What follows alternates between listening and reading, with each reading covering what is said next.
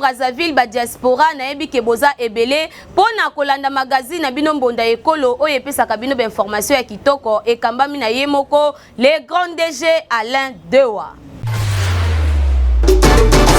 Tofongoli magazine na biso na élément o ya Seni, Commission électorale nationale indépendante Seni na Mukuse a décidé qu'il prolonger opération ya révision ya fichier électoral na première ère opérationnelle tolanda élément oyo na bokebi nyonso.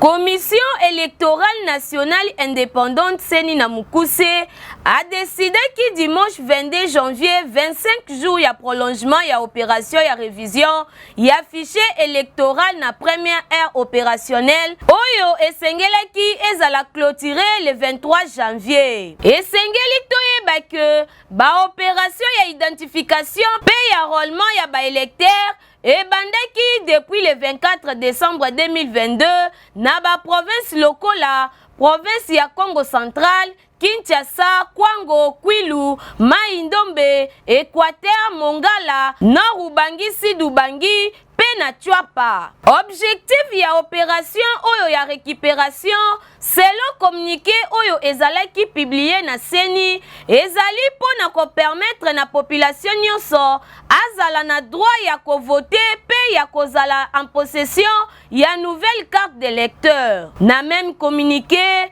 Seni a annoncé que opération ya identification pe ya enrôlement ya ba électeur na ba province ya aire opérationnelle 2 et kobanda le 25 janvier pe ekosila le 23 janvier. A précisé qu'il sous que seul ba centre d'inscription oyo ezali implanté na ba chef lié ya ba province ya deuxième aire opérationnelle nde ekozala ouvert pour na public pe ba centre ya inscription oyo ezali na ba territoire ekozala ouvert malembe 3 jours après. Nayango, Seni a précisé que ba province pe ba pays concerné ezali au Katanga, au Lomami, Kasai oriental, Lomami, Lualaba, Sankuru, Tanganyika, Afrique du Sud, Belgique pe France. Yango biso awa to beti kambunda. Christian Ngimbi, président interfédéral ya parti Biso Peuple, a kende ki ko remplir o ezali ba devoir civique na un impact na idéologie to landa reportage ya Wilfried Samba. Natango oyo ba mususu balali, ba leader actif ya solo bazomonana.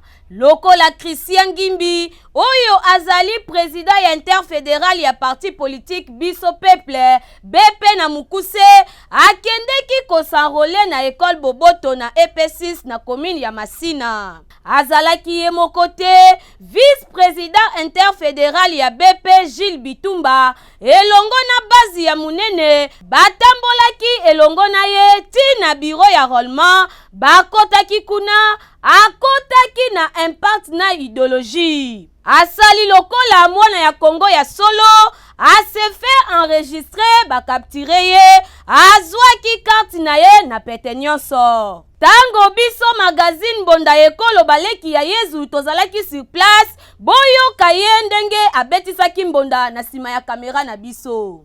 Merci na bana Masina. Ni ba tuso kitoko. Zona katika chango Masina nde toujours. Sikele mingi na kei na bino bana Masina. Oyo ezali parti Biso Peuple. Ezali parti oyo soki osali biso conscience. Tango tokokende na assemblée, tokokende pona toloba, pona bino. Okende te pona biso moko. Tokoma na mituka, poto somba bandako te. Biso tozokende pona kolobela peuple congolais. Basusi na bino tokende kolobela ngo kuna.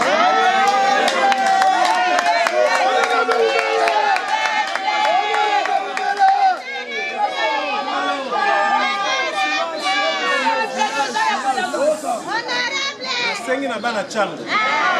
Ba oyo nyonso ba s'enrôler na nuté. Obukana te. Osoko s'enrôler te, moyo voter. Mwana Congo ndeko mwasi ndeko mobali papa mama, tokende ko s'enrôler na lombango nyonso, po yango nde ezali devoir civique ya congolais, pe yango nde ekopermettre bino boyeba na kopona mutu oyo bolingi na maponami ya 2023 yango biso awa tobeti kambunda. Brandon Konga Nyangi mwana ya Selembao ya Tongo cadre ya parti Action pour un Congo Nouveau yepe akendeki kosarole na impact na idéologie tolanda elema ya Aledewa.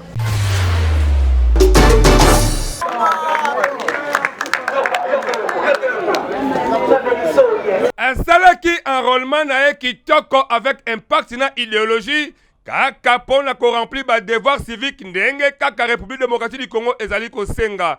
Tunanga yenani mwana moka Brandon Konga Nyangi oyo azali mwana Selembao ya Tongo bayeba ye pote azalaka garçon moko social pe bolingo etonda ye meke kutu aza cadre munene na kati ya parti ACN topé Action pour le Congo Nouveau puna bayebi ye po musane sama kitoko yango asangisaki base na ye inde na cadre de sensibilisation batambolaki pona koyebisa batuke enrôlement ezali chose moko importante esengeli Congolais tout akende kosarole yango yepe akendaki kosarole na base na elongo bakomi na centre ya Seni bakoti bayambi bango kitoko talaka ndenge azali ko remplir ba devoir surtout ya Seni ba enregistrer ye akei pe ko se capturer le col congolais surtout na motema moko putu na suka masolo azui carte d'électeur na ye a commis vraiment congolais en solo pour la kolobake ye a ko voter pe a ko sanctionner au motema ne ko linga na 2023 yango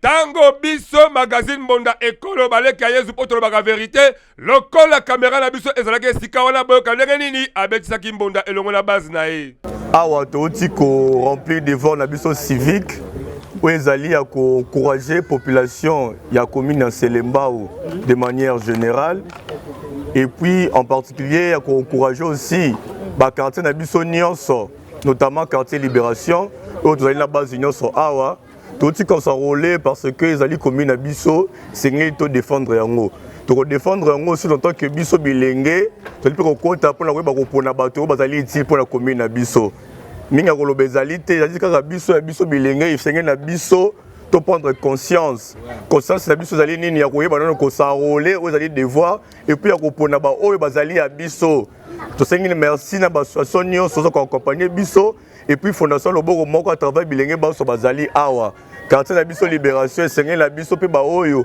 bauta ya mabele yango na mokolo ya lelo dimanche 22 janvier toyaki mokano ya koya ko s'enrôler pour remplir ses devoirs civiques. Un devoir civique ndenge honorable auti koloba nga appel nazo lancer ezaka ka ya batu nyonso babiton nyonso ya quartier Libération baya ko s'enrôler massivement. Baya ko s'enrôler parce que ko s'enrôler est devoir civique ndenge tolobi yango. Donc venez vous enrôler pour na 2023 to ba ko pona oyo motema na biso ekolinga. Merci. Devoir civique. Alors toko senga na population nyonso ya commune ya Selembao baeba ko s'enrôler massivement pour na to ba ko pona baeba ko kamba biso pour na ko pesa mungongo na biso et pas ba konzi. Devoir civique auto remplir en dignement pour na to ba ko changer makambu na mboka na biso. Awa mwana mboka Brandon Konga Nyangi o azali leader bana Selembao ya Tongo a s'enrôler boyepe azuka d'électeur na ye yo moto azali kolekisa ngonga yeba ke mikolo ezali kopusana atako senya bakisi mikolo mesuka suka ekosila kaka welisa po 2023 oyo esengi mwana Congolais surtout a voté pe a sanctionné au motema ne ekolinga mwana mboka Brandon Konga bana Selembao balingela motema moko pe babeteli okambonda lokola biso mbonda ekolo. Mwana mboka Karine Mboma mama social cadre ya parti politique biso peuple BP na mukuse yepe akendeki ko remplir ba devoir civique na ye Igrid Mateta betela biso lisolo. Mwana mboka Karine Mboma cadre ya parti politique biso peuple yepe akendeki ko remplir oyo ezali devoir civique na ye botu nanga nini azalaki ye mokote kaka ndenge bozali komona azalaki accompagné na président interfédéral ya parti Christian Gimbi na adjoint na ye Gilles Bitumba ensemble na population ya munene kaka ndenge boza komona bino moko na bilili pona kotalisa ke aza mama sociale ya solo solo. Bakendeki malembe tina centre d'enrôlement na IMCA na commune ya Kalamu bisika wapi alandelaki processus normal lokola peuple congolais nyonso à se faire enregistrer, accueilli depa liboso ya machine à capture, à se faire capturer pe azwaki carte na ye na impact na idéologie. Je tiens à remercier la population de Funda.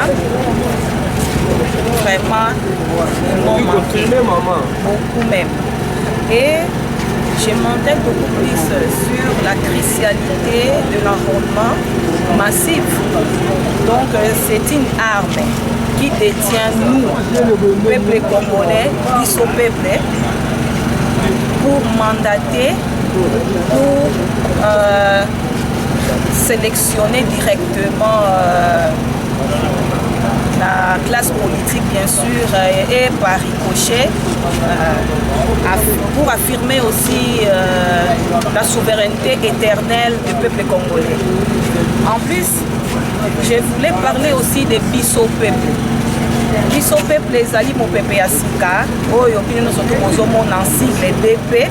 Mwana Kongo ndeko mwasi ndeko mobali papa mama tokende kosarole na lombango nyonso po yango nde ezali devoir civique ya congolais pe yango nde eko permettre bino boye bana kopona mutu oyo bolingi na maponami ya 2023 yango biso awa tobeti kambunda. Président ya fondation El Mamboti akitaki si terrain na province ya Kwango na territoire ya Kenge pour na ouverture officielle ya centre de santé gratuit pe kozwa carte d'électeur na ye Rose Nabinders na commentaire.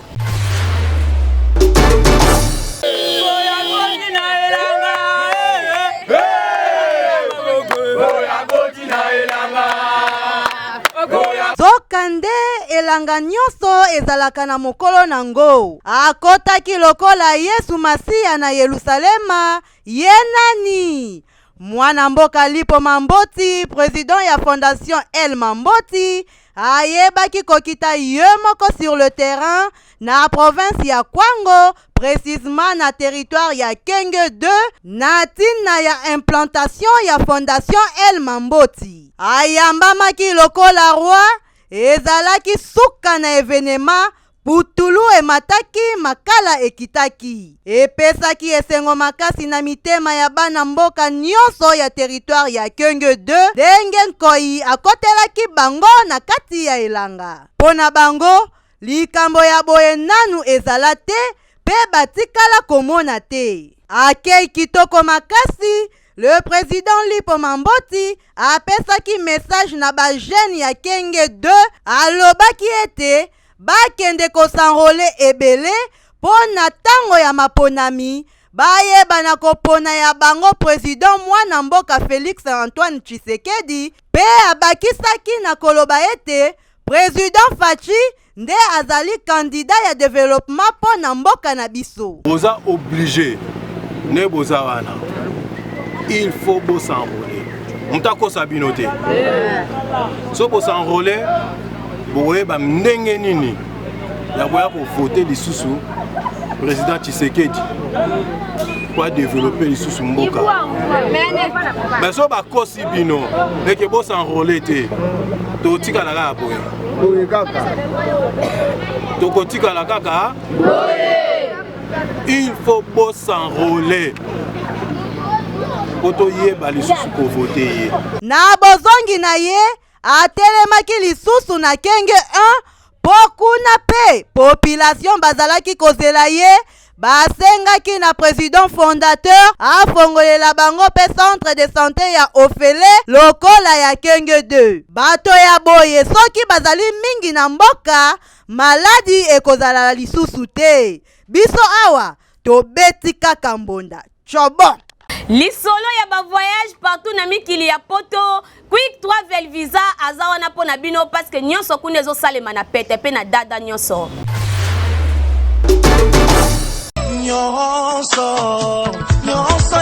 Ndeko mwasi ndeko mobali mwana Kongo onyokwami ya tro na likambo oyo etali ko voyager na mikili ya poto quick travel visa eye po na kopesa solution na ba problème na bino po boleli mingi pe bonyokwami ya trop. Yo mutu olingi o voyager partout na mokili mobimba, yaka na lombango awa na Quick Travel Visa oyo ezali ko fonctionner na domaine ya assistance ya visa rapide.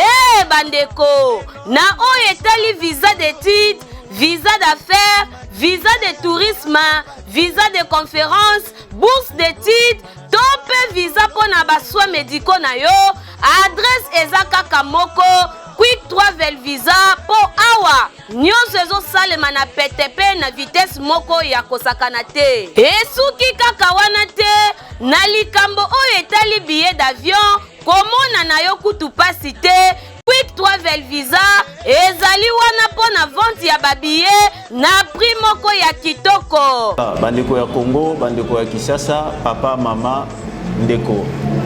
Quick Travel Visa, en anglais, en français, visa de voyage rapide, ayeli bino innovation, topé modernisation, modernité, nali solo etali voyage. Tant nazolo ba voyage, visa, billet d'avion. En tout cas, nyonso Quick Travel Visa azako sala yango na ngonga muke. Passeport, vous en avez pour voyager au Kende poto, Kende dans 5 continents où ils ont habité. Yaka na Quick Travel Visa, dossier na yo et qu'on a traité na professionnalisme. En tout cas, tous quoi assurer bino visa réussite et visa à 100% parce que au toza koloba toza na connaissance certaine avérée, une connaissance qui est d'ailleurs attestée dans ce domaine. Nous avons l'expérience, l'expertise, la connaissance elle est là. Tokocha yango na disposition na bino ya ba dossier na bino pour bozwa ba résultat escompté. Soki olingi ba rêve na yo ekoma réalité, o voyager partout na mokili mobimba na ba condition moko ya kitoko, yaka awa na Quick Travel Visa po yende azali nzambe ya masolo pe akosaka te na oyo etali ba voyage na ba visa. Natalo mukie pe na ngonga mukie ozwi visa pe billet na yo d'avion. Bokotu nanga soki bazwami wapi, Quick Travel Visa ezwami na numéro 54 boulevard Lumumba, référence arrêt Betani na agence Nécropole, premier niveau na commune ya Masina quartier sans fil.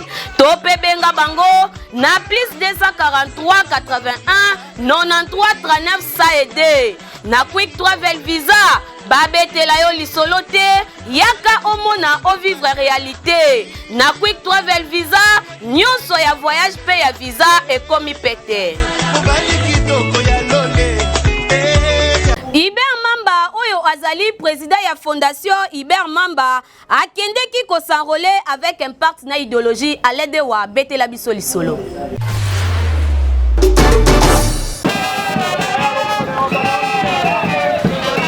Kaka na mikolo oyo ya sensibilisation pour la likambo oyo etali ke mwana na mwana azwa carte d'électeur na ye ndeko ya Congo esengeli oyo bake Iber Mamba oyo ezali fondation moko ya munene ekangamo amba bobimba surtout pe ville professeur Kinshasa parce que ezali international ekumba makana ye moko mwana mboka Iber Mamba depa elongola le grand coordonnateur mwana mboka Cédric Mbumba oyo azali leader bana mombele pe le grand encadré ya jeunesse mombele pe liberté bobimba batambola kina bandeko ya ndenge na ndenge kaka na kana sensibilisation avant que bakoma na centre électoral esika pesali bazwa carte électeur na bango bino moko boza komona tala ndenge bazali ko sensibiliser population na ndenge bazali ko tambola kitoko nyonso na elengi surtout avec motema kitoko po bayebi ke bazali bavwe congolais de père et de mère esengeli basanrole po bazwa carte électeur bango kitoko bakei inde bakomi na veli kikwiti kuna mombele pusala muke tina aveni butulu esika wapi bazweka na électeur na bango tala ndenge bakotaki bayami bango kitoko nyonso tu bakoti na centre électoral asenregistre kitoko akebi na place ya capsule kitoko azwi carte d'électeur na ye elongo na base na ye mpona kolakisa ke azali prêt ya kosanctionne mpe ya kovote oyo motema ne elingi elongo na mwana mboka Cédric Mbumba boyoka ndenge babetsaki mbunda liboso ya kamera ya mbunda ekolo ngai na équipe na nga mpo na remplir devoir na nga constitutionnel et civique kongo lelo na ye kosanrole awa na mombele na centre ya Don Bosco nazwi carte d'électeur na ngai oyo eza ko permettre nga nazala pe na voter ba dirigeant pour nazala pe candidat. Donc lelo oyo to marquer vraiment dans la biso constitutionnelle.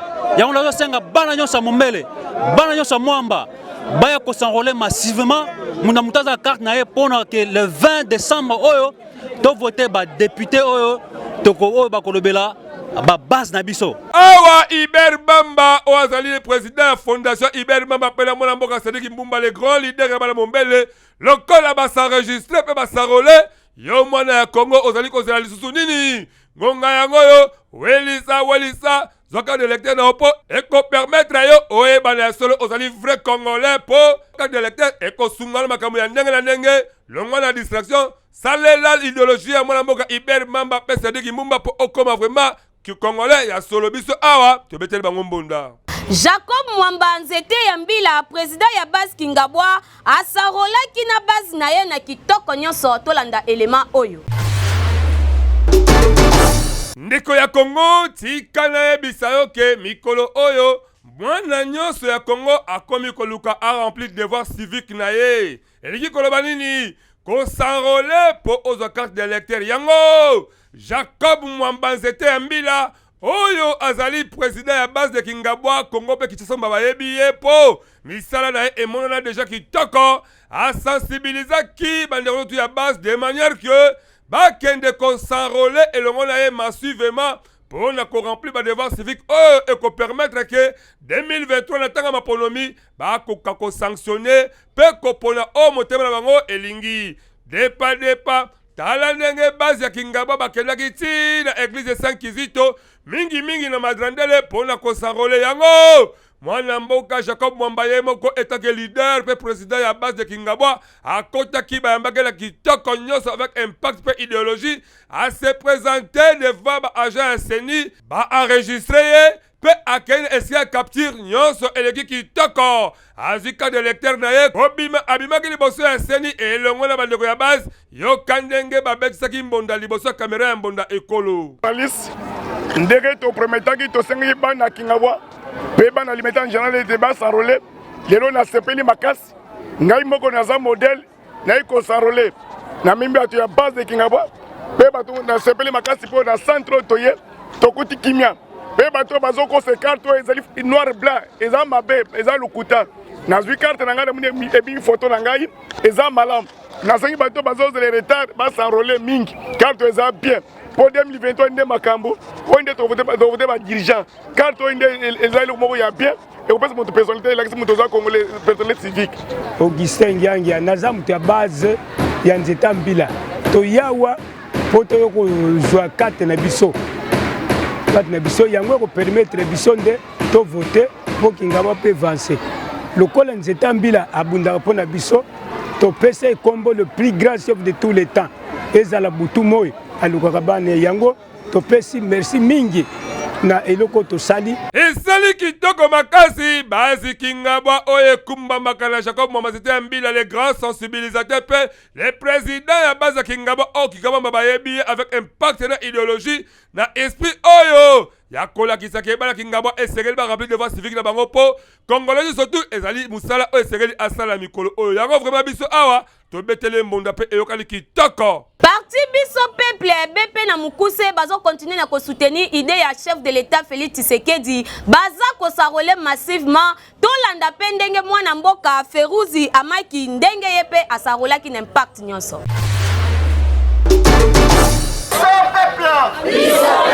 Na période ya enrôlement oyo ba leader ya solo bazoyeba na pe baza komona na lokola mwana mboka Feruzi amaki cadre ya parti politique biso peuple BP na mukuse akendeki ko s'enrôler pona ko remplir o eza devoir civique na ye na Kaluka na commune ya Ngaliema ensemble na base na ye ya munene botala bino moko ndenge bazali kokende na centre d'enrôlement na foule munene ya batu na sima na ye na kotalisaka ye azali mwana ya kaluka ya solo. Akotaki na centre d'enrôlement à se faire enregistrer pe bakaptiraki ye azwi carte d'électeur na ye na impact na idéologie. Na sima ya processus nyonso asengaki na bana Congo na bana luka nyonso bayeba na kosarole massivement po yango nde ezali devoir civique na bango pe ekopermettre bango bayeba na kopona moto ya malamu na maponami o ya 2023. Tango biso mbonda ekolo tokitaki kuna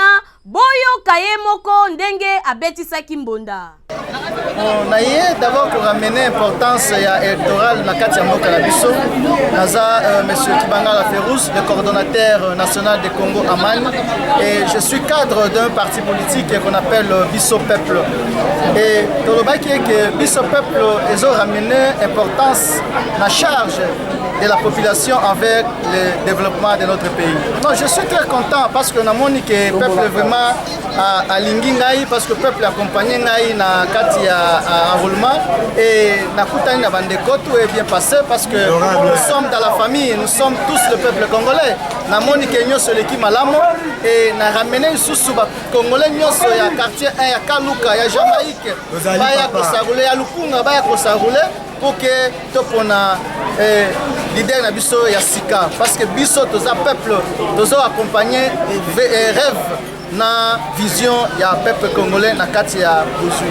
Na yango tokosenga kaka na peuple congolais tokende inde biso nyonso ko se faire enregistrer massivement lokola kaka mwana mboka Feruzi Amaki oyo atalisi ke aza penza leader ya solo biso nyonso tokende ko se faire enregistrer po yango nde eko permettre biso toyeba kopona mutu ya malamu na maponami ya 2023 biso awa tobeteli ye kambonda.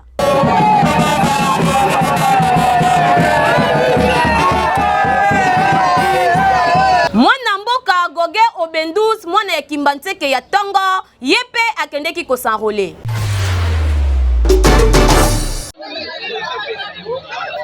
Na cadre ya corrompu ba devoir civique na ye Goge Obendus mwana ya Kimbantseke ya solo président ya fondation Obendus pe secrétaire exécutif ya parti Agissons pour la République AREP en sigle oyo ekambamaka epai ya maître Guy Loando Mboyo oyo azali ministre ya aménagement du territoire akendeki kosarole na centre d'enrôlement kuna na commune ya Kimbantseke akotaki na bureau d'enrôlement alandelaki procédure nyonso normal kaka ndenge seni azali kosenga a se faire enregistrer pe akendeki ko se faire capturer nyonso esalemaki na impact pe na idéologie na suka ya masolo Goge Obendus mwana ya Kimbantseke ya solo a présenteki carte d'électeur na ye liboso ya bana Kimbantseke pe abengisaki bango na bana tyangu nyonso bakende ko s'enrôler massivement. Après avoir ko s'enrôler boyo kabino moko ndenge abetisaki mbonda liboso ya caméra ya mbonda ekolo. Na oti ko zwa carte na ngai na kopisi devoir na ngai civique en tant que peuple congolais. Na sepeli mingi na population ya Kimbantseke ndenge ba accompagner ngai vraiment foule ya munene ba ko balandi ngai ngamo ko pesinga na vertige. Donc Kimbantseke chez biso. Na remercier autorité de référence na biso maître Guy Loando Mboyo le grand baleine pour la formation de la biso. Vraiment na kosenga na population nyonso ya Kimbantseke ba s'enrôler massivement pour babimisa ba oyo ya bango baza na bango kosa. Ezalaka nde boye Goge Obendus acte oyo sali etalisi penzake oza penza mwana Kimbantseke ya Tongo pe congolais ya solo yango bana Kimbantseke nyonso bolanda bapa na ye parce que biso awa tobeteli ye kaka mbonda. Caricature ya mokolo ya lelo ko kontiri Jesse Jemba abeteli biso lisolo nini tolanda caricature oyo.